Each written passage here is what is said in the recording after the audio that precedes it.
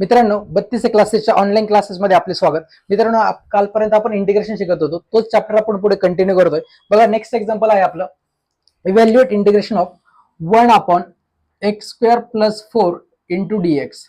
मित्रांनो बघा कसं करणार आपण. मी तुम्हाला सांगतोय भरपूर प्रत्येक व्हिडिओमध्ये की इंटिग्रेशनचे फॉर्म्युले पाठ पाहिजे. जर फॉर्म्युले पाठ असेल तरच ते इंटिग्रेशन कळतं.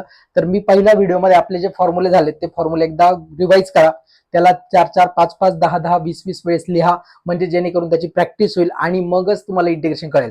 अदरवाईज इंटिग्रेशन कळणं पॉसिबल नाहीये. तर बघा मित्रांनो, आपण नेक्स्ट एक्झाम्पल बघितलं. आय इज इक्वल टू, दिलेलं एक्झाम्पल आय बरोबर मांडा. So I is equal to integration of 1 upon x square plus 4 into dx.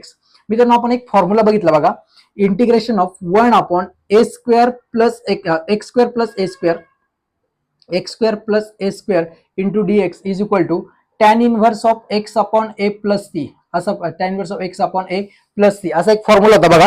त्या फॉर्म्युल्यानुसार आपल्याला ज्याला मांडायचं झालं तर बघा कसं करणार. I is equal to 1 upon x square plus c, इथं एक 1 अपॉन ए राहिलं, 1 upon a into tan inverse of x upon a plus C.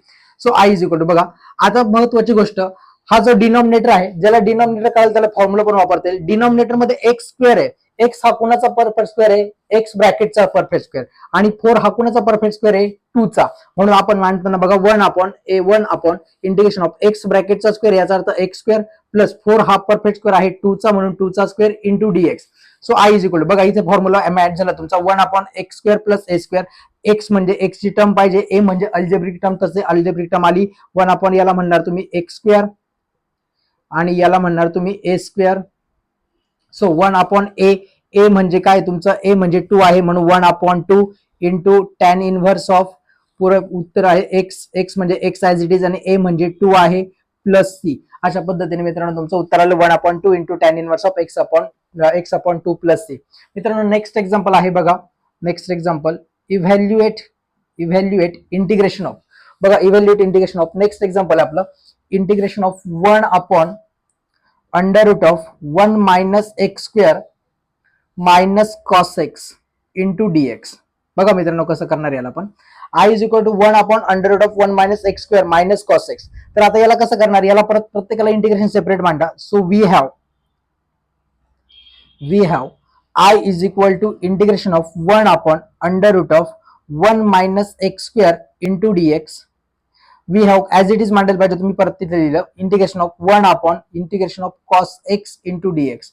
1 upon under root of, बघा एक फॉर्म्युला बघा होता आपल्याकडे, 1 upon under root of 1 minus x square into dx is equal to, याचा formula येतो राजांनो sine inverse of x plus C, आणि integration of cos x into dx याचं उत्तर येतं फक्त sine x plus C.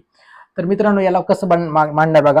1 upon under root of 1 minus x square म्हणजे I is equal to, याचा फॉर्म्युला डायरेक्टली येतो साइन इनवर्स ऑफ एक्स, म्हणून इथे लिहा sine inverse of x, minus कॉसचं इंटिग्रेशन येतं साइन, म्हणून इथे लिहा फक्त साइन एक्स प्लस सी. तर मित्रांनो अशा पद्धतीने तुमचं 2 नंबरचं एक्झाम्पल सूत्र आलं. अगदी त्याप्रमाणे पुढील पण एक्झाम्पल आपण बघूया. तर आता तुम्हाला जर हे व्हिडिओ आवडला असेल तर लाईक करा, चॅनलला सबस्क्राईब करा आणि आपल्या मित्रांपर्यंत पोहोचवा. थँक्यू.